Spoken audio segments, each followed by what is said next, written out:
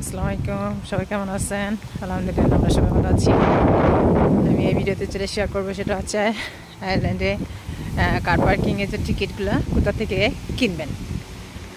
প্রথমত হচ্ছে কাউন্সিল আছে, কাউন্সিলের অফিস থেকে কিনতে পারবেন। সেকেন্ডলি হচ্ছে বিভিন্ন Indian grocery, Bangla grocery, Pakistani grocery দোকান আছে, ওখানে ওরা সেল করে। তারপর আছে আপনারা আয়ারল্যান্ডের যে শহরেই থাকবেন সেই শহরেই সেন্ট্রা আছে, সেন্ট্রা, তারপরে পেট্রোল পাম্প, এখানে এরা বিক্রি করে পার্কিং টিকিট।